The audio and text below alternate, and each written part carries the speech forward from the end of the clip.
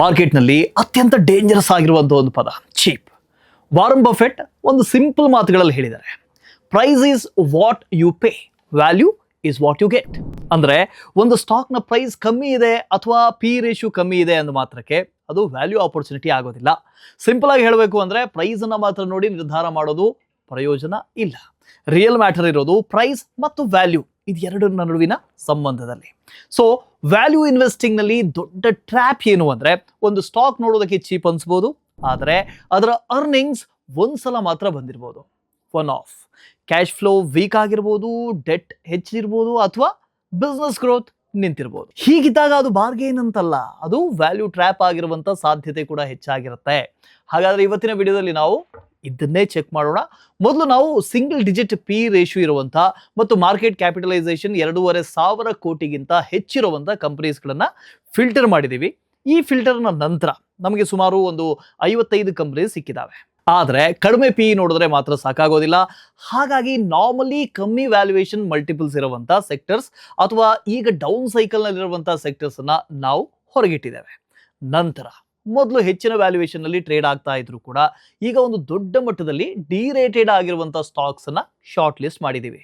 ಇಷ್ಟೆಲ್ಲ ಮಾಡಿದ ಮೇಲೆ ಈಗಿರುವಂತ ಒಂದು ಮುಖ್ಯ ಪ್ರಶ್ನೆ ಏನು ಅಂದ್ರೆ, ಈ ಡಿರೇಟಿಂಗ್ ಸರಿಯಾದ ಕಾರಣದಿಂದ ಆಗಿದೆಯಾ ಅಥವಾ ಇಲ್ವಾ ಅನ್ನೋದು.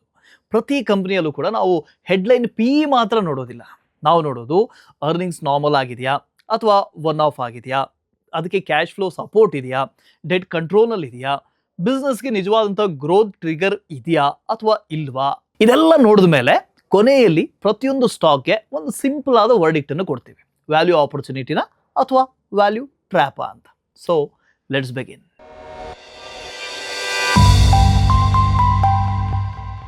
ಮೊದಲಿಗೆ ಸೆನ್ಕೋ ಗೋಲ್ಡ್ ಲಿಮಿಟೆಡ್ ವ್ಯಾಲ್ಯೂಯೇಷನ್ ಅನ್ನು ನೋಡಿದ್ರೆ FY25 ನಲ್ಲಿ ಸೆನ್ಕೋದ ಪಿ ಸುಮಾರು 40x ಇತ್ತು.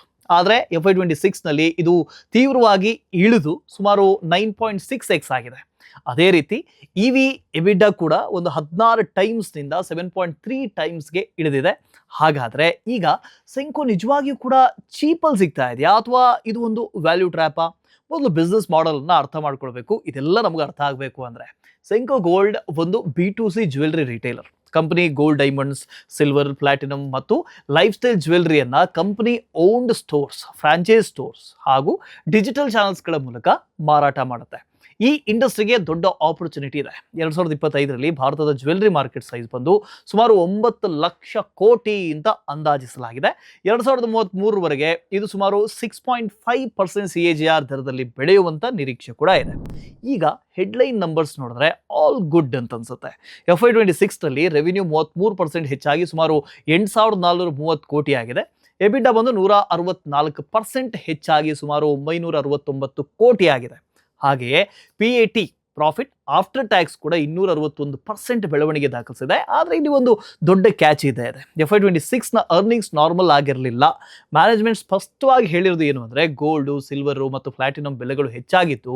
ಉತ್ತಮ ಪ್ರಾಡಕ್ಟ್ ಮಿಕ್ಸ್ ಮತ್ತು ಮಾರ್ಜಿನ್ ಟೈಲ್ವಿಂಡ್ನ ಕಾರಣದಿಂದಾಗಿ ಮಾರ್ಜಿನ್ಸ್ ಏಕಾಏಕಿ ಹೆಚ್ಚಾಗಿದ್ವು. FY26ನಲ್ಲಿ ಕಂಪನಿಯ ಎಬಿಡಾ ಮಾರ್ಜಿನ್ ಬಂದು 11.5% ಇತ್ತು. ಆದರೆ ಕಂಪನಿಯ ಗೈಡೆನ್ಸ್ ಕೇವಲ 7.2% ಮಾತ್ರ ಇತ್ತು. ಅಂದ್ರೆ ಮೇಕಿಂಗ್ ಚಾರ್ಜಸ್ ಸಾಮಾನ್ಯವಾಗಿ ಆಭರಣದ ವ್ಯಾಲ್ಯೂಗೆ ಅನುಗುಣವಾಗಿರುತ್ತೆ. ಗೋಲ್ಡ್ ಪ್ರೈಸ್ ಹೆಚ್ಚಾದಾಗ ಮೇಕಿಂಗ್ ಚಾರ್ಜಸ್ ರೂಪಾಯಿ ವ್ಯಾಲ್ಯೂ ಹೆಚ್ಚಾಗ್ತಾ ಹೋಗುತ್ತೆ. ಇದರಿಂದಾಗಿ ಟೆಂಪರರಿ ಮಾರ್ಜಿನ್ ಪ್ರೊಫೈಲ್ ಬೆಟರ್ ಆಗುತ್ತೆ. ಇದ್ರ ಜೊತೆಗೆ ಗೋಲ್ಡ್ ಪ್ರೈಸ್ ಹೆಚ್ಚಾದ ಕಾರಣದಿಂದಾಗಿ ಸೆನ್ಕೋಗೆ ಇನ್ವೆಂಟರಿ ಗೇನ್ಸ್ ಕೂಡ ಸಿಕ್ಕಿದೆ. ಅಂದ್ರೆ ಕಂಪನಿಯ ಬಳಿ ಈಗಾಗಲೇ ಇದ್ದಂತ ಗೋಲ್ಡ್ ಇನ್ವೆಂಟರಿಯ ಮೌಲ್ಯ ವ್ಯಾಲ್ಯೂ ಹೆಚ್ಚಾಗಿದೆ. ಇದಕ್ಕಾಗಿ ROE ಮತ್ತು ROCE ಕೂಡ ಏಕಾಏಕಿ ಹೆಚ್ಚಾಗಿ ಸುಮಾರು 25.7% ಇಂದ 22.5% ತಲುಪಿದೆ. ಇದಕ್ಕೂ ಮೊದಲು ಈ ರೇಷಿಯೋ ಕಡಿಮೆ ಆಗ್ತಾ ಇತ್ತು. ಈಗ ಒಂದು ಮುಖ್ಯ ಕಾನ್ಸೆಪ್ಟ್ ಅನ್ನ ಅರ್ಥ ಮಾಡ್ಕೊಳ್ಳಬೇಕು. ಗೋಲ್ಡ್ ಪ್ರೈಸ್ ವೇಗವಾಗಿ ಹೆಚ್ಚಾದ ಟೈಮ್ನಲ್ಲಿ ಲಿಕ್ವಿಡಿಟಿಯನ್ನ ಮ್ಯಾನೇಜ್ ಮಾಡೋದಕ್ಕೆ ಮ್ಯಾನೇಜ್ಮೆಂಟ್ ಒಂದು ಪ್ರಮುಖವಾದಂಥ ಬದಲಾವಣೆಯನ್ನು ಮಾಡಿತು. ಅವರು ಗೋಲ್ಡ್ ಮೆಟಲ್ ಲೋನ್ ಬಳಕೆಯನ್ನು ಕಮ್ಮಿ ಮಾಡಿ ಅದರ ಬದಲಾಗಿ ಕ್ಯಾಶ್ ಕ್ರೆಡಿಟ್ ಮತ್ತು ವರ್ಕಿಂಗ್ ಕ್ಯಾಪಿಟಲ್ ಡಿಮಾಂಡ್ ಲೋನ್ ಅನ್ನ ಹೆಚ್ಚು ಯೂಸ್ ಮಾಡೋದಕ್ಕೆ ಶುರು ಮಾಡಿದ್ರು. GML ಅಲ್ಲಿ ಜ್ಯುವೆಲ್ರಿ ನೇರವಾಗಿ ಗೋಲ್ಡ್ ಅನ್ನ ಸಾಲವಾಗಿ ಪಡಿತಾರೆ. ಆದ್ದರಿಂದ ಗೋಲ್ಡ್ ಪ್ರೈಸ್ ಏರಿಳಿತದ ರಿಸ್ಕ್ ಸಹಜವಾಗಿ ಒಂದು ಹೆಡ್ಜ್ ಆಗಿರುತ್ತೆ. ಆದರೆ cash credit normal rupees loan ಆಗಿರೋದ್ರಿಂದ ಗೋಲ್ಡ್ ಪ್ರೈಸ್ ಏರಿಳಿತದಿಂದ ಯಾವುದೇ ಹೆಡ್ಜ್ ಇಲ್ಲಿ ಸಿಗೋದಿಲ್ಲ. ಜೊತೆಗೆ ಇದರ ಇಂಟ್ರೆಸ್ಟ್ ಕಾಸ್ಟ್ ಕೂಡ ಹೆಚ್ಚಾಗ್ತಾ ಹೋಗುತ್ತೆ, ಸುಮಾರು 9% ಇರುತ್ತೆ. ಆದರೆ GML ಅದು ಸುಮಾರು 4% ಮಾತ್ರ. ಈ ಬದಲಾವಣೆಯಿಂದ ಕಂಪನಿಯ ಬಾರೋವಿಂಗ್ ಕಾಸ್ಟ್ ಹೆಚ್ಚಾಯಿತು. ಜೊತೆಗೆ ಗೋಲ್ಡ್ ಪ್ರೈಸ್ ವೊಲಾಟಿಲಿಟಿಯ ರಿಸ್ಕ್ ಕೂಡ ಹೆಚ್ಚು ಸ್ಪಷ್ಟವಾಗಿ ಕಾಣಿಸೋದಕ್ಕೆ ಶುರುವಾಯಿತು. ಡಿಸೆಂಬರ್ 2024ರಲ್ಲಿ ಸೆಂಕೋ QIP ಮೂಲಕ ಸುಮಾರು 459 ಕೋಟಿಯನ್ನ ಕಲೆಕ್ಟ್ ಮಾಡಿತು. ಆದರೆ ನಂತರದಲ್ಲಿ ಗೋಲ್ಡ್ ಪ್ರೈಸ್ ಇನ್ನೂ ಕೂಡ ಹೆಚ್ಚಾಯಿತು. ಅದೇ ಪ್ರಮಾಣದ ಫಿಸಿಕಲ್ ಗೋಲ್ಡ್ ಇನ್ವೆಂಟರಿ ಇಟ್ಕೊಳ್ಬೇಕಾದ್ರೂ ಕೂಡ ಅದಕ್ಕೆ ಬೇಕಾಗುವಂಥ ವರ್ಕಿಂಗ್ ಕ್ಯಾಪಿಟಲ್ ತುಂಬ ಹೆಚ್ಚಾಗಿತ್ತು. ಅದರ ಪರಿಣಾಮವಾಗಿ ಕಂಪನಿಗೆ ಹೊಸ ಕ್ರೆಡಿಟ್ ಲೈನ್ಸ್ ಬಳಕೆ ಆಗಬೇಕಾಯಿತು. ಇದರಿಂದ ಶಾರ್ಟ್ ಟರ್ಮ್ ಬಾರೋವಿಂಗ್ಸ್ ಕಂಟಿನ್ಯೂಸ್ ಆಗಿ ಹೆಚ್ಚಾಗ್ತಾ ಹೋಯಿತು. ಈಗ ಕಂಪನಿಯ ಡೆಟ್ ಟು ಈಕ್ವಿಟಿ ರೇಷಿಯೋ ಬಂದು ಸುಮಾರು 1.07 ಟೈಮ್ಸ್ ಇದೆ. FY26ನಲ್ಲಿ ಕಂಪನಿಯ ಫೈನಾನ್ಸ್ ಕಾಸ್ಟ್ ಬಂದು 204 ಕೋಟಿ ತಲುಪಿತು. ಇದು FY25ನ ಪ್ರಾಫಿಟ್ ಆಫ್ಟರ್ ಟ್ಯಾಕ್ಸ್ ಅಂದರೆ 159 ಕೋಟಿಗಿಂತಲೂ ಹೆಚ್ಚಾಯಿತು. ಇನ್ನೊಂದು ಪ್ರಮುಖ ಸಮಸ್ಯೆ ಏನಂದರೆ ವರ್ಕಿಂಗ್ ಕ್ಯಾಪಿಟಲ್ ಪ್ರೆಷರ್. FY26ನಲ್ಲಿ ಸೆಂಕೋ ಸುಮಾರು 8,430 ಕೋಟಿ ಸೇಲ್ಸ್ ಮಾಡಿದೆ. ಆದರೆ ಅದರ ಇನ್ವೆಂಟ್ರಿ ಬಂದು ಸುಮಾರು 5,296 ಕೋಟಿಗೆ ಏರಿದೆ. ಅಂದರೆ ಕಂಪನಿಯ ಇಯರ್ಲಿ ಸೇಲ್ಸ್ನ ಸುಮಾರು 63% ಹಣ ಇನ್ವೆಂಟ್ರಿನಲ್ಲೇ ಸಿಕ್ಕಾಕೊಂಡಿದೆ. ಇನ್ನೂ ಗಮನಿಸಬೇಕಾದಂಥ ವಿಷಯ ಏನು ಅಂತ ಹೇಳಿದ್ರೆ, ಇನ್ವೆಂಟ್ರಿ ಗ್ರೋತ್ ಕಂಪನಿಯ ಸೇಲ್ಸ್ ಗ್ರೋತ್ಗಿಂತಲೂ ಕೂಡ ವೇಗವಾಗಿ ಹೆಚ್ಚಾಗ್ತಾ ಇದೆ. ಇದರ ಪರಿಣಾಮವಾಗಿ ಕಂಪನಿಯ ಆಪರೇಟಿಂಗ್ ಕ್ಯಾಶ್ ಫ್ಲೋ ಸುಮಾರು 789 ಕೋಟಿ ನೆಗೆಟಿವ್ ಆಗಿದೆ. ಇನ್ವೆಂಟ್ರಿ ಡೇಸ್ ಈಗ ಸುಮಾರು 286 ದಿನಗಳಾಗಿದ್ದಾವೆ. ಹಾಗೆಯೇ ಕ್ಯಾಶ್ ಕನ್ವರ್ಷನ್ ಸೈಕಲ್ ಕೂಡ 259 ದಿನಗಳಿಗೆ ಏರಿದೆ. ಹೋಲಿಕೆ ಮಾಡಿದ್ರೆ, ಕಂಪೇರ್ ಮಾಡಿದ್ರೆ ಕಲ್ಯಾಣ್ ಮತ್ತು ತಂಗಮೈಲ್ ತಮ್ಮ ಇನ್ವೆಂಟ್ರಿಯನ್ನ ಹೆಚ್ಚು ಎಫೆಕ್ಟಿವ್ ಆಗಿ ಮ್ಯಾನೇಜ್ ಮಾಡ್ತಾ ಇದೆ. ಸ್ಪೆಷಲಿ ಕಲ್ಯಾಣ್ ಗೋಲ್ಡ್ ಪ್ರೈಸ್ ಏರಿದ ಸಮಯದಲ್ಲಿ ಸ್ಟೋರ್ ಲೆವೆಲ್ ಇನ್ವೆಂಟ್ರಿಯ ಪ್ರಮಾಣವನ್ನು ಕಡಿಮೆ ಮಾಡೋ ಮೂಲಕ ವರ್ಕಿಂಗ್ ಕ್ಯಾಪಿಟಲ್ ಪ್ರೆಷರ್ ಕಂಟ್ರೋಲ್ ಮಾಡಿದೆ. ಆದರೆ ಸೆಂಕೋನಲ್ಲಿ ಇನ್ವೆಂಟ್ರಿ ಬಿಲ್ಡಪ್ ಹೆಚ್ಚು ವೇಗವಾಗಿ ನಡೆದಿರೋದು ಕಾಣಿಸ್ತಾ ಇದೆ. ಇನ್ನೊಂದು ಪ್ರಮುಖ ವಿಷಯ ಏನು ಅಂತ ಹೇಳಿದ್ರೆ, ಈ ಪ್ರೆಷರ್ ಸೆಂಕೋಗೆ ಮಾತ್ರ ಸೀಮಿತ ಅಂತ ಹೇಳೋದಕ್ಕೆ ಬರೋದಿಲ್ಲ. CRISIL ಕೂಡ ಆರ್ಗನೈಸ್ಡ್ ಜ್ಯುವೆಲರಿ ರಿಟೇಲರ್ಗಳಿಗೆ ನಿಯರ್ ಟೈಮ್ನಲ್ಲಿ ವಾಲ್ಯೂಮ್ ಪ್ರೆಷರ್ ಇರಬಹುದು ಅಂತ ಸೂಚನೆಯನ್ನು ಕೊಟ್ಟಿದೆ. ಇದ್ರ ಜೊತೆಗೆ ಪ್ರಧಾನಿ ನರೇಂದ್ರ ಮೋದಿ ಅವರು ಗೋಲ್ಡ್ ಪರ್ಚೇಸ್ ಅನ್ನ ಸ್ವಲ್ಪ ಮುಂದೂಡಿ ಅಂತ ಮನವಿ ಮಾಡಿದ್ರಲ್ಲ, ಅದಾದ ನಂತರ ಕಲ್ಯಾಣ್ ಮತ್ತು ತಂಗಮೈಲ್ ಸೇರಿದಂತೆ ಕೆಲವು ಕಂಪನಿಗಳು ವ್ಯಾಲ್ಯೂಯೇಷನ್ ಕೂಡ ಇತ್ತೀಚಿನ ತಿಂಗಳುಗಳಲ್ಲಿ ಡಿರೇಟೆಡ್ ಕೂಡ ಆಗಿದೆ. ಈಗ FY27 ಗೈಡೆನ್ಸ್ ಅನ್ನು ನೋಡೋಣ. ಮ್ಯಾನೇಜ್ಮೆಂಟ್ನ ಪ್ರಕಾರ ರೆವಿನ್ಯೂ ಸುಮಾರು 10,000ರಿಂದ 10,500 ಕೋಟಿ ಇರಬಹುದು. ಎಬಿಟಾ ಮಾರ್ಜಿನ್ ಸುಮಾರು 7.5% ಇಂದ 7.8% ಇರಬಹುದು. PAT ಮಾರ್ಜಿನ್ ಬಂದು ಸುಮಾರು 4% ಇಂದ 4.5% ಇರಬಹುದು. ಈ ಗೈಡೆನ್ಸ್ ಅನ್ನು ಆಧರಿಸಿ ನೋಡಿದ್ರೆ ಫಾರ್ವರ್ಡ್ ಎಬಿಟಾ ಸುಮಾರು 750ರಿಂದ 800 ಕೋಟಿ ಇರಬಹುದು. ಹಾಗೆ PAT ಸುಮಾರು 400ರಿಂದ 450 ಕೋಟಿ ಇರಬಹುದು. ಅಂದರೆ ಇದು FY26 PATಗಿಂತ ಸುಮಾರು 20% ಕಮ್ಮಿ ಇದೆ. ವ್ಯಾಲ್ಯೂಯೇಷನ್ ದೃಷ್ಟಿಯಿಂದ ನೋಡಿದ್ರೆ ಫಾರ್ವರ್ಡ್ P ಸುಮಾರು 12ರಿಂದ 14 ಟೈಮ್ಸ್ ಬರುತ್ತೆ. ಹಾಗೆ EV/EBITDA ಸುಮಾರು 9.3 to 10.2x ಆಗ್ಬೋದು. ಅಂದರೆ ಇವು ಈಗ ಕಾಣಿಸ್ತಾ ಇರುವಂತಹ ರಿಪೋರ್ಟೆಡ್ ಮಲ್ಟಿಪಲ್ಸ್ಗಿಂತ ಹೆಚ್ಚಾಗೇ ಇದೆ. ಹೀಗಾಗಿ ಮೇಲ್ನೋಟಕ್ಕೆ ಈ ಸ್ಟಾಕ್ ತುಂಬ ಚೀಪ್ ಅಂತ ಕಾಣಿಸಿದ್ರು ಕೂಡ ಮುಂದಿನ ದಿನಗಳಲ್ಲಿ ಅರ್ನಿಂಗ್ಸ್ ಅನ್ನ ಪರಿಗಣಿಸಿದ್ರೆ ಅದು ಅಷ್ಟು ಚೀಪ್ ಅಲ್ಲ. ಇದನ್ನ ನೋಡಿದ್ರೆ ಇದು ಒಂದು ಪೊಟೆನ್ಷಿಯಲ್ ವ್ಯಾಲ್ಯೂ ಟ್ರ್ಯಾಪ್ ಆಗಿರುವ ಸಾಧ್ಯತೆ ಇದೆ ಅಂತ ಕಾಣಿಸ್ತಾ ಇದೆ. ಈಗ ನಮ್ಮ ಮುಂದಿನ ಕಂಪನಿ ಸಂಹಿ ಹೋಟೆಲ್ಸ್. ಇಲ್ಲಿ ಒಂದು ಇಂಟ್ರೆಸ್ಟಿಂಗ್ ವಿಷಯ ಇದೆ. ಸಂಹಿ ಹೋಟೆಲ್ಸ್ PE ಈಗ ಡಿರೇಟ್ ಆಗಿ ಸುಮಾರು 9.6 ಟೈಮ್ಸ್ಗೆ ಇಳಿದಿದೆ. ಹೋಲಿಕೆ ಮಾಡಿದ್ರೆ ಶಾರ್ಲೆಟ್ ಹೋಟೆಲ್ಸ್ ಸುಮಾರು 27.8x P-ನಲ್ಲಿ ಟ್ರೇಡ್ ಆಗ್ತಾ ಇದೆ. ಲೆಮನ್ ಟ್ರೀ ಹೋಟೆಲ್ಸ್ ಸುಮಾರು 37.5x P-ನಲ್ಲಿದೆ. ಇಡೀ ಇಂಡಸ್ಟ್ರಿ ಮೀಡಿಯನ್ ಬಂದು ಸುಮಾರು 31x ಇದೆ. ಆದರೆ ಸಂಹಿಯನ್ನ ಕೇವಲ ಒಂದು ಹೋಟೆಲ್ ಆಪರೇಟರ್ ಅಂತ ನೋಡಬೇಡಿ, ಇದು ಮುಖ್ಯವಾಗಿ ಹೋಟೆಲ್ ಓನರ್ ಮತ್ತು ಅಸೆಟ್ ಮ್ಯಾನೇಜರ್ ಆಗಿ ಕಾರ್ಯನಿರ್ವಹಿಸುತ್ತೆ.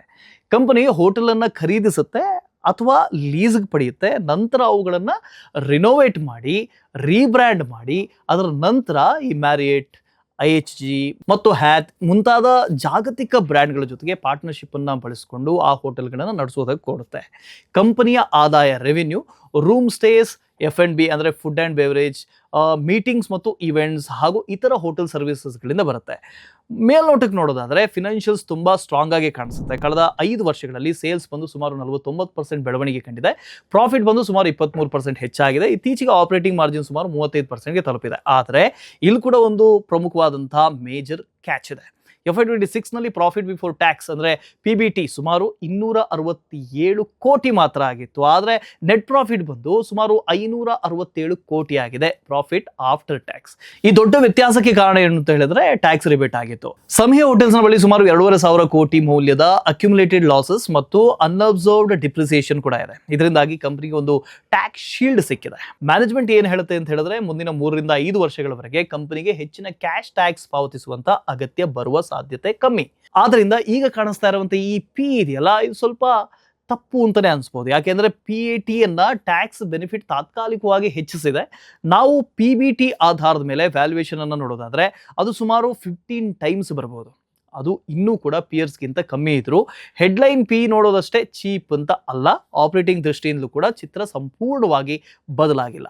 ROC ಸುಮಾರು 9% ಸ್ಥಿರವಾಗಿದೆ. ಇನ್ನೊಂದು ಕಡೆ ಚಾರ್ಲೆಟ್ ಹೋಟೆಲ್ಸ್ ತನ್ನ ROC ಅನ್ನು ಸುಮಾರು 17%ಗೆ ಹೆಚ್ಚು ಮಾಡಿಕೊಂಡಿದೆ.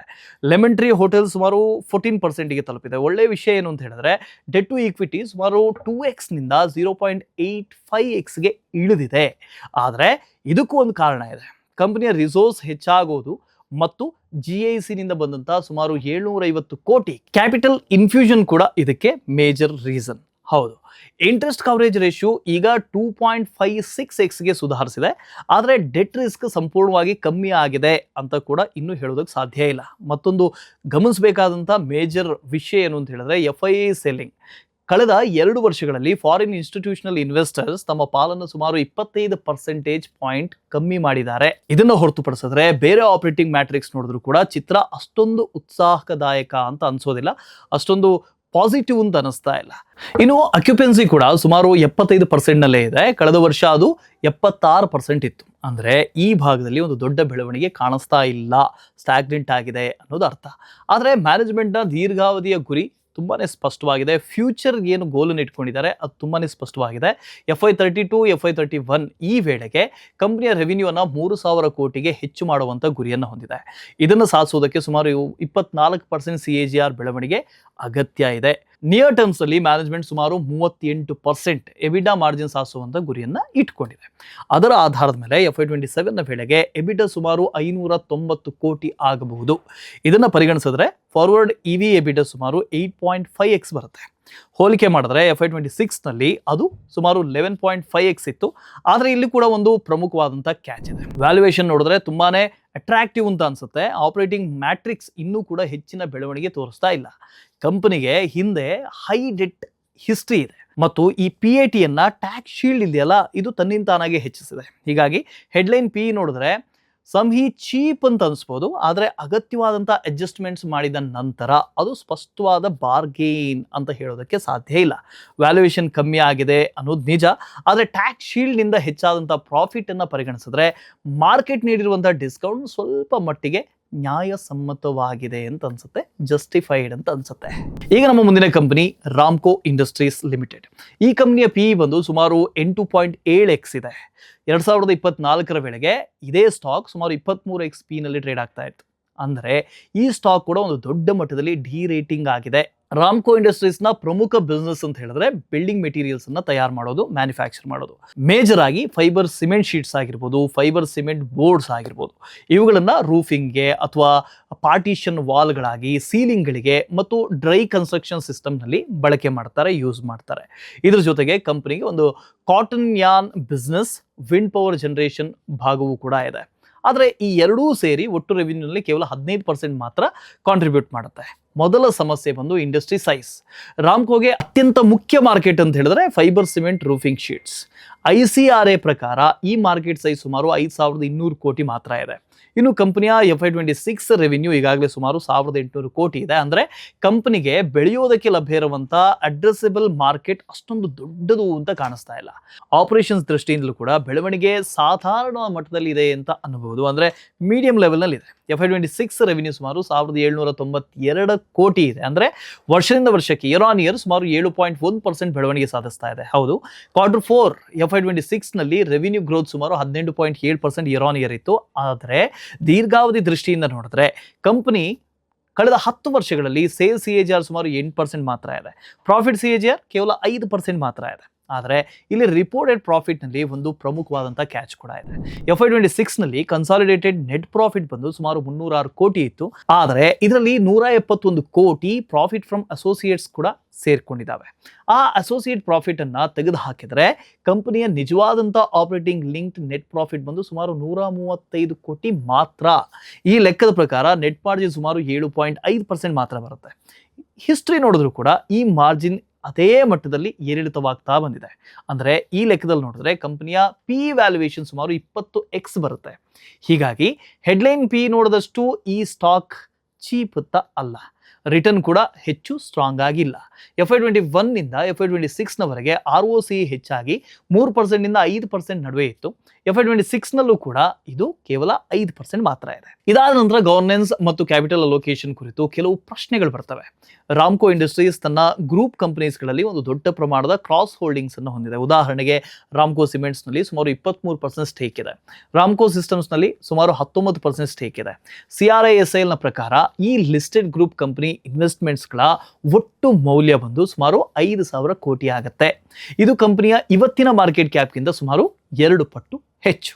ಅಂದ್ರೆ ರಾಮ್ಕೋ ಇಂಡಸ್ಟ್ರೀಸ್ನ ರಿಸಲ್ಟ್ ಏನಿದೆ ಅದರ ಕೋರ್ ಬಿಸ್ನೆಸ್ನ ಮೇಲೆ ಮಾತ್ರ ಅವಲಂಬಿತವಾಗಿಲ್ಲ, ಅದರ ಸಬ್ಸಿಡರೀಸ್ ಮತ್ತು ಅಸೋಸಿಯೇಟ್ ಕಂಪನೀಸ್ ಹೇಗೆ ಕಾರ್ಯನಿರ್ವಹಿಸ್ತಾ ಇದೆ ಅನ್ನೋದು ಕೂಡ ತುಂಬಾನೇ ಇಂಪಾರ್ಟೆಂಟ್. ಕಂಪನಿ ಇನ್ವೆಸ್ಟ್ ಮಾಡಿರುವಂತಹ ಈ ಸಂಸ್ಥೆಗಳು ಒಂದು ಬೆಟರ್ ಪರ್ಫಾರ್ಮೆನ್ಸ್ ಅನ್ನು ಕೊಟ್ಟರೆ ಅದರ ಎಫೆಕ್ಟ್ ಏನಿದೆ ಅದು ರಾಮ್ಕೋ ಇಂಡಸ್ಟ್ರೀಸ್ನ ರಿಪೋರ್ಟೆಡ್ ಪ್ರಾಫಿಟ್ ಮತ್ತು ವ್ಯಾಲ್ಯೂಯೇಷನ್ ಮೇಲೂ ಕೂಡ ಕಾಣಿಸುತ್ತೆ. ಹಾಗಾಗಿ ರಾಮ್ಕೋ ಇಂಡಸ್ಟ್ರೀಸ್ನ ಬಗ್ಗೆ ಮಾತಾಡುವಾಗ ಅದರ ಸ್ಟ್ಯಾಂಡ್ ಅಲೋನ್ ಬಿಸ್ನೆಸ್ ಮಾತ್ರ ಅಲ್ಲ, ಅದು ಎಲ್ಲೆಲ್ಲಿ ಇನ್ವೆಸ್ಟ್ ಮಾಡಿದಾವೆ ಆ ಕಂಪನಿಗಳ ರಿಸಲ್ಟ್ ಅನ್ನು ಕೂಡ ನಾವು ಗಮನಿಸಬೇಕು. ಇನ್ನೊಂದು ಪ್ರಮುಖ ರಿಸ್ಕ್ ಏನು ಅಂತ ಹೇಳಿದ್ರೆ FY25ನಲ್ಲಿ ಕಂಪನಿ ಡೆಟ್ ಬಳಸಿ ಸುಮಾರು 100 ಕೋಟಿ ಮೌಲ್ಯದ ರಾಮ್ಕೋ ಸಿಮೆಂಟ್ ಶೇರ್ಗಳನ್ನ ಪರ್ಚೇಸ್ ಮಾಡಿತ್ತು. ಅಂದ್ರೆ ಅದನ್ನ ಸಾಲವಾಗಿ ಪಡೆದ ಹಣವನ್ನ ಕೋರ್ ಬಿಸ್ನೆಸ್ ಗ್ರೋತ್ಗೆ ಬಳಸುವುದರ ಬದಲು ಗ್ರೂಪ್ ಕಂಪನಿ ಶೇರ್ಸ್ ಅನ್ನ ಖರೀದಿ ಮಾಡೋದಕ್ಕೆ ಬಳಸ್ತು. ಇದಲ್ಲದೆ ರಿಲೇಟೆಡ್ ಪಾರ್ಟಿ ಟ್ರಾನ್ಸಾಕ್ಷನ್ ಕೂಡ ಸಾಕಷ್ಟು ಹೆಚ್ಚಾಗಿದೆ. FY25ನಲ್ಲಿ ಸಿಸ್ಟರ್ ಕಂಪನೀಸ್ಗಳಿಂದ ಸುಮಾರು 141 ಕೋಟಿ ಮೌಲ್ಯದ ಪರ್ಚೇಸ್ ಅನ್ನು ಕೂಡ ಮಾಡಲಾಗಿದೆ ಮತ್ತು ಸುಮಾರು 83 ಕೋಟಿ ಮೌಲ್ಯದ ಸೇಲ್ಸ್ ಕೂಡ ಆಗಿದೆ. ಇನ್ನೊಂದು ರಿಸ್ಕ್ ಏನು ಅಂತ ಹೇಳಿದ್ರೆ ರಾ ಮೆಟೀರಿಯಲ್ ಸೋರ್ಸಿಂಗ್. ಕಂಪನಿಯ ಮೇನ್ ರಾ ಮೆಟೀರಿಯಲ್ ಆದಂಥ ಆಸ್ಬೆಸ್ಟೋಸ್ ಅನ್ನ ರಷ್ಯಾ ಮತ್ತು ಕಜಕಿಸ್ತಾನ್ನಿಂದ ಆಮದು ಮಾಡಿಕೊಳ್ಳಲಾಗ್ತಾ ಇದೆ, ಇಂಪೋರ್ಟ್ ಮಾಡಿಕೊಳ್ಳಲಾಗ್ತಾ ಇದೆ. ಇತರ ಅನೇಕ ದೇಶಗಳಲ್ಲಿ ಈ ಆಸ್ಬೆಸ್ಟೋಸ್ ನಿಷೇಧವಾಗಿರುವುದರಿಂದ ಇದರ ಸೋರ್ಸಿಂಗ್ ನಲ್ಲಿ ತುಂಬಾನೇ ರಿಸ್ಕ್ ಇದೆ. ಉದಾಹರಣೆಗೆ ಲಾಜಿಸ್ಟಿಕ್ಸ್ ಕಾಸ್ಟ್ ಆಗಿರ್ಬೋದು, ರುಪಿ ಡಿಪ್ರಿಸಿಯೇಷನ್ ಆಗಿರ್ಬೋದು, ರಷ್ಯಾ ಉಕ್ರೇನ್ ವಾರ್ ಆಗಿರ್ಬೋದು, ಬೇರೆ ಬೇರೆ ಗ್ಲೋಬಲ್ ಬೆಳವಣಿಗೆಗಳಾಗಿರ್ಬೋದು, ಇದೆಲ್ಲವೂ ಕೂಡ ಲೆಂಡೆಡ್ ಕಾಸ್ಟ್ ನ ಮೇಲೆ ಪರಿಣಾಮ ಬೀರುತ್ತೆ. ಇದ್ರ ಜೊತೆಗೆ ಕಂಪನಿ ಏರ್ಕ್ರಾಫ್ಟ್ ಚಾರ್ಟರ್ ಸರ್ವಿಸ್ ನ ಮೇಲೂ ಕೂಡ ಖರ್ಚು ಮಾಡ್ತಾ ಇದೆ. FY25ನಲ್ಲಿ ಇದಕ್ಕೆ ಸುಮಾರು 3.82 crore ಖರ್ಚಾಗಿದೆ. ಈಗ ಕಂಪನಿಯಿಂದ ಯಾವುದೇ ಸ್ಪಷ್ಟ ಮ್ಯಾನೇಜ್ಮೆಂಟ್ ಗೈಡೆನ್ಸ್ ಕೂಡ ಇಲ್ಲ. ಮುಂದಿನ ಬೆಳವಣಿಗೆ ಪ್ರಮುಖ ನಿರೀಕ್ಷೆ ಅಂತ ಹೇಳಿದ್ರೆ ಮಕ್ಸಿ ಮಧ್ಯಪ್ರದೇಶನಲ್ಲಿ ನಿರ್ಮಾಣ ಆಗ್ತಾ ಇರುವಂತಹ ಫೈಬರ್ ಸಿಮೆಂಟ್ ಬೋರ್ಡ್ ಪ್ಲಾಂಟ್ ಇಂದ ಬರಬಹುದು. ಈ ಯೋಜನೆ ಕೆಪಾಸಿಟಿ ಬಂದು ಸುಮಾರು 58,000 ಮೆಟ್ರಿಕ್ ಟನ್ ಇದೆ. ಇದರ ವೆಚ್ಚ ಬಂದು ಸುಮಾರು 180 ಕೋಟಿ. ಇದು FY26 ರೆವಿನ್ಯೂನ ಸುಮಾರು 10% ಮಾತ್ರ. ಹೀಗಾಗಿ ಹೆಡ್ಲೈನ್ ವ್ಯಾಲ್ಯೂಯೇಷನ್ ನೋಡಿದ್ರೆ ರಾಮ್ಕೋ ಇಂಡಸ್ಟ್ರೀಸ್ ಚೀಪ್ ಅಂತ ಕಾಣಿಸುತ್ತೆ. ಆದರೆ ಸೀಮಿತ ಟೋಟಲ್ ಅಡ್ರೆಸಬಲ್ ಮಾರ್ಕೆಟ್ ಇನ್ನೂ ವೀಕ್ ಆಗಿ ROCE ಅಸೋಸಿಯೇಟ್ ಡ್ರಿವನ್ ಪ್ರಾಫಿಟ್ಸ್, ದೊಡ್ಡ ಕ್ರಾಸ್ ಹೋಲ್ಡಿಂಗ್ಸ್ ಮತ್ತು ರಿಲೇಟೆಡ್ ಪಾರ್ಟಿ ಟ್ರಾನ್ಸಾಕ್ಷನ್ ಕುರಿತು ಆತಂಕ ಪರಿಗಣಿಸಿದ್ರೆ ಚಿತ್ರ ಅಷ್ಟು ಅಟ್ರಾಕ್ಟಿವ್ ಅಂತ ಅನಿಸ್ತಾ ಇಲ್ಲ. ಮಾರ್ಕೆಟ್ ಈಗಾಗಲೇ ಈ ಕೆಲವು ನಿಜವಾದಂಥ ರಿಸ್ಕ್ಗಳನ್ನು ಡಿಸ್ಕೌಂಟ್ ಮಾಡಿರಬಹುದು. ಆದ್ದರಿಂದ ಈ ಕಂಪನಿಯ ಬಗ್ಗೆ ಅಭಿಪ್ರಾಯ ರೂಪಿಸಬೇಕಾದ್ರೆ ಅದರ ಕೋರ್ ಬಿಸ್ನೆಸ್ ಮಾತ್ರ ಅಲ್ಲ, ಅದು ಹೂಡಿಕೆ ಮಾಡಿರುವಂತಹ ಕಂಪನಿಗಳ ಭವಿಷ್ಯದ ಮೇಲೂ ಕೂಡ ಸ್ಪಷ್ಟವಾದಂಥ ನಂಬಿಕೆಯನ್ನು ಇಟ್ಟಿರಬೇಕಾಗತ್ತೆ. ಹೀಗಾಗಿ ಇದು ಕೇವಲ ಚೀಪ್ ವ್ಯಾಲ್ಯೂಯೇಷನ್ ಅನ್ನುವಂಥ ಕತೆ ಮಾತ್ರ ಅಲ್ಲ, ಇದನ್ನು ತುಂಬಾನೇ ಗಮನಿಸಬೇಕಾಗತ್ತೆ. ಮುಂದಿನ company satin credit care network limited. Valuation ಅನ್ನು ನೋಡಿದ್ರೆ ಸ್ಯಾಟಿನ್ ಮೇಲ್ನೋಟಕ್ಕೆ ತುಂಬಾನೇ ಚೀಪ್ ಅಂತ ಕಾಣಿಸುತ್ತೆ. ಕಂಪನಿ ಈಗ ಸುಮಾರು 7.8x PE ಮತ್ತು 0.9x PB ನಲ್ಲಿ ಟ್ರೇಡ್ ಆಗ್ತಾ ಇದೆ. ಆದರೆ ಇದರ ಪಿಯರ್ಸ್ ಇದಕ್ಕಿಂತ ಹೆಚ್ಚಿನ ವ್ಯಾಲ್ಯೂಯೇಷನ್ ನಲ್ಲಿ ಟ್ರೇಡ್ ಆಗ್ತಾ ಇದೆ. ಉದಾಹರಣೆಗೆ ಕ್ರೆಡಿಟ್ ಆಕ್ಸೆಸ್ ಗ್ರಾಮೀಣ್ ಸುಮಾರು 28p ನಲ್ಲಿ ಮತ್ತು 2.8x PB ನಲ್ಲಿ ಟ್ರೇಡ್ ಆಗ್ತಾ ಇದೆ. ಇದರ ROI ಬಂದು ಸುಮಾರು 10.5 ಇದೆ. ಮುತ್ತೂಟ್ ಮಿನಿಕಾಪ್ ಸುಮಾರು 20x PE ಮತ್ತು 1.2x PB ನಲ್ಲಿದೆ.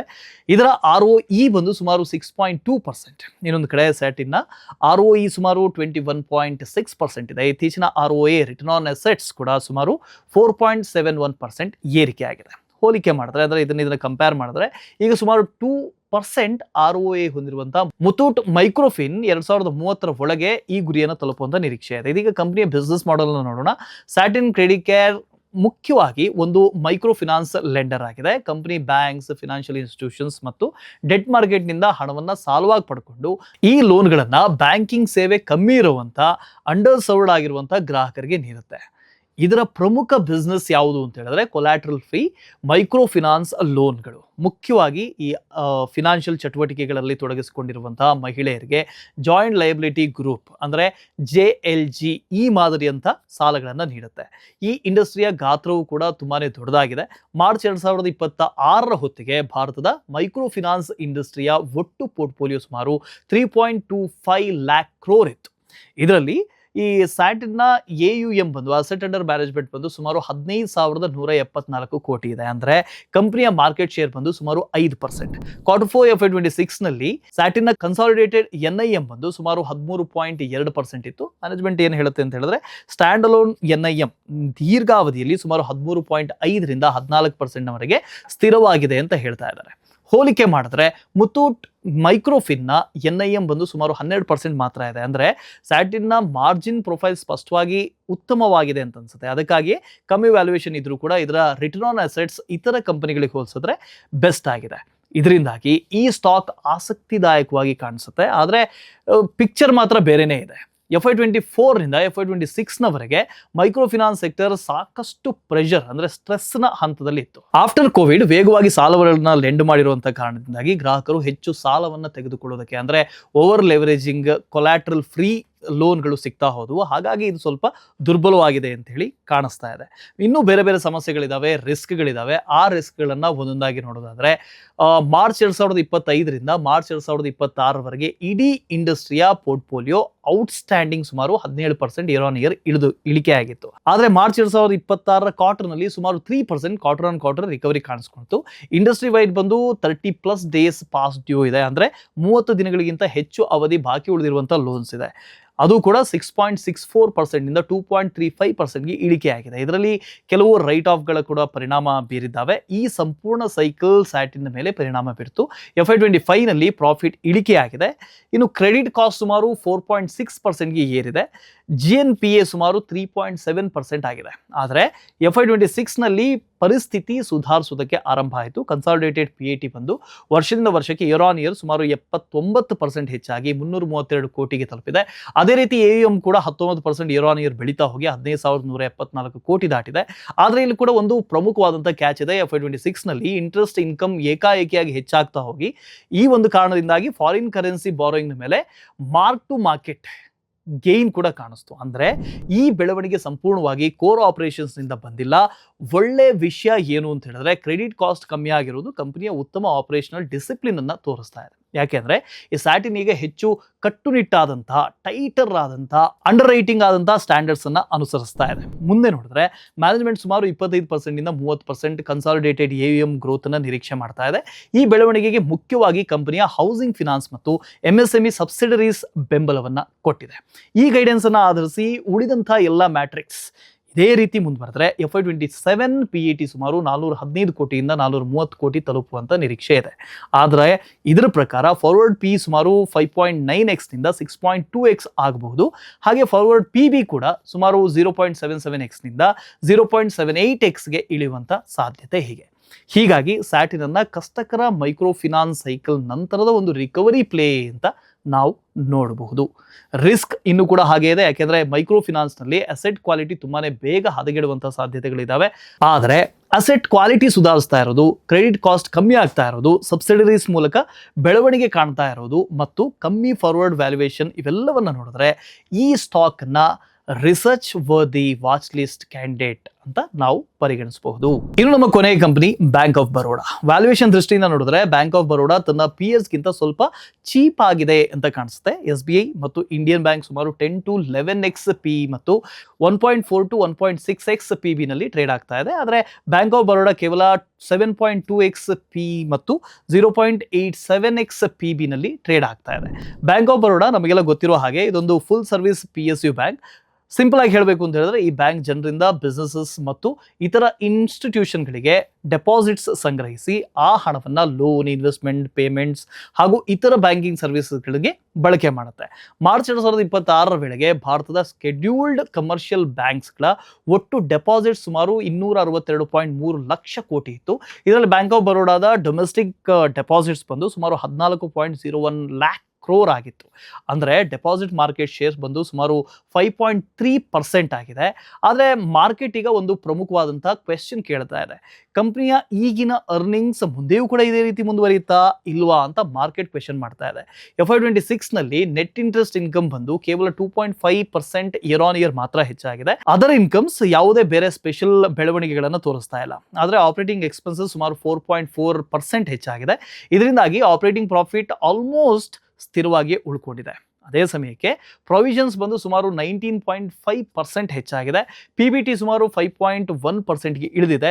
FY26 ನಲ್ಲಿ ನೆಟ್ ಪ್ರಾಫಿಟ್ ಬಂದು ಕೇವಲ 2.2% ಹೆಚ್ಚಾಗಿ 20,021 ಕೋಟಿಗೆ ತಲುಪಿದೆ. ಮೇಲ್ನೋಟಕ್ಕೆ ಪ್ರಾಫಿಟ್ ಚೆನ್ನಾಗಿದೆ ಅಂತ ಕಾಣಿಸ್ಬೋದು, ಆದರೆ ಅದಕ್ಕೊಂದು ಕಾರಣ ಕೂಡ ಇದೆ. ಅದೇನು ಅಂತ ಹೇಳಿದ್ರೆ ಟ್ಯಾಕ್ಸ್ ಎಕ್ಸ್ಪೆನ್ಸ್ ಕಮ್ಮಿ ಆಗಿರುವುದು.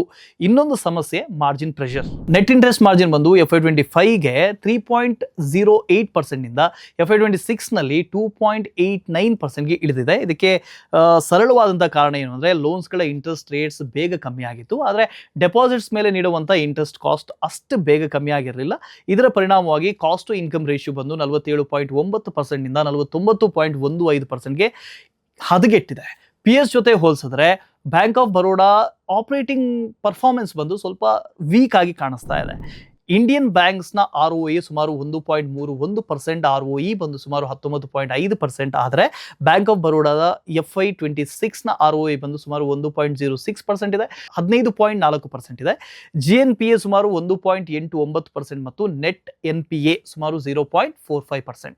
ಇವು ಕಳೆದ 10 ವರ್ಷಗಳಲ್ಲಿ ಅತ್ಯುತ್ತಮ ಮಟ್ಟದಲ್ಲಿದ್ದರೂ ಕೂಡ ಕೆಲವು PSಗಿಂತ ಇನ್ನೂ ಕೂಡ ವೀಕ್ ಆಗಿ ಕಾಣಿಸ್ತಾ ಇದೆ. ಈಗ ಗ್ರೋತ್ ಔಟ್ಲುಕ್ ಅನ್ನು ನೋಡೋಣ. ಮ್ಯಾನೇಜ್ಮೆಂಟ್ ಪ್ರಕಾರ FY27 ನಲ್ಲಿ ಲೋನ್ ಗ್ರೋತ್ ಸುಮಾರು 12% ನಿಂದ 14%, ಡೆಪಾಸಿಟ್ ಗ್ರೋತ್ ಬಂದು ಸುಮಾರು 10 ರಿಂದ 12%, NIM ಬಂದು ಸುಮಾರು 2.75% ನಿಂದ 2.95% ಮತ್ತು ROI ಬಂದು 1% ಗಿಂತ ಹೆಚ್ಚು ಇರಬೇಕು ಅನ್ನೋ ಗುರಿಯನ್ನು ಇಟ್ಕೊಂಡಿದೆ. ನಾವು 12% ಗ್ರೋತ್ ಅಂತ ಕನ್ಸರ್ವೇಟಿವ್ ಆಗಿ ಅಂದಾಜು ಮಾಡಿದ್ರು ಕೂಡ FY27 EPS ಬಂದು ಸುಮಾರು 43.36 ಆಗಬಹುದು.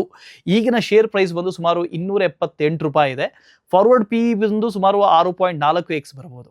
ಇದೇ ರೀತಿ ಬುಕ್ ವ್ಯಾಲ್ಯೂ ಬಂದು 321 ರೂಪಾಯಿಯಿಂದ 356 ರೂಪಾಯಿಗೆ ಏರ್ಬಹುದು. ಅದರ ಪ್ರಕಾರ ಫಾರ್ವರ್ಡ್ PB ಸುಮಾರು 0.78x ಆಗಬಹುದು. ಹೀಗಾಗಿ ಬ್ಯಾಂಕ್ ಆಫ್ ಬರೋಡಾದಲ್ಲಿ ಮಾರ್ಜಿನ್ ಮೇಲೆ ಪ್ರೆಷರ್ ಇದೆ, ಎಫಿಷಿಯನ್ಸಿ ಸ್ವಲ್ಪ ದುರ್ಬಲವಾಗಿದೆ ಮತ್ತು ಪಿಯರ್ಸ್ ಉತ್ತಮ ಆಪರೇಟಿಂಗ್ ಮ್ಯಾಟ್ರಿಕ್ಸ್ ಅನ್ನು ತೋರಿಸ್ತಾ ಇದ್ದಾರೆ. ಆದರೆ ವ್ಯಾಲ್ಯೂಯೇಷನ್ ಈಗಾಗಲೇ ಸಾಕಷ್ಟು ಡಿಸ್ಕೌಂಟ್ನಲ್ಲಿ ಸಿಗ್ತಾ ಇದೆ. ಹೀಗಾಗಿ ಮ್ಯಾನೇಜ್ಮೆಂಟ್ ತನ್ನ ಗೈಡೆನ್ಸ್ ಅನ್ನ ಯಶಸ್ವಿಯಾಗಿ ಸಾಧಿಸಿದ್ರೆ ಈ ಸ್ಟಾಕ್ ಮತ್ತೆ ರೀರೇಟಿಂಗ್ ಆಗುವಂತ ಸಾಧ್ಯತೆ ಇದೆ. ಅದಕ್ಕಾಗಿಯೇ ಬ್ಯಾಂಕ್ ಆಫ್ ಬರೋಡಾ ಕೂಡ ಗಮನದಲ್ಲಿ ಇಟ್ಕೊಳ್ಳಬೇಕು, ವಾಚ್ ಲಿಸ್ಟ್ ನಲ್ಲಿ ಇಡಬೇಕಾಗತ್ತೆ. ಸೊ ಇದಿಷ್ಟು ಈ ವಿಡಿಯೋದಲ್ಲಿ. ಈ ಸ್ಟಾಕ್ನಲ್ಲಿ ನಿಮಗೆ ಯಾವುದು ಹೆಚ್ಚು ಇಷ್ಟ ಆಯಿತು ಅನ್ನೋದನ್ನ ಕಮೆಂಟ್ನಲ್ಲಿ ಹೇಳಿ.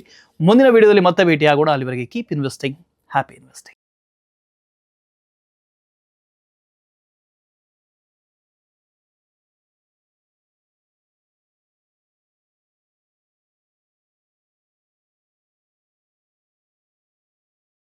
Investment in securities market are subject to market risks. Read all the related documents carefully before investing. Please read the risk disclosure documents carefully before investing in equity shares, derivatives, mutual fund, and or other instruments traded on the stock exchanges.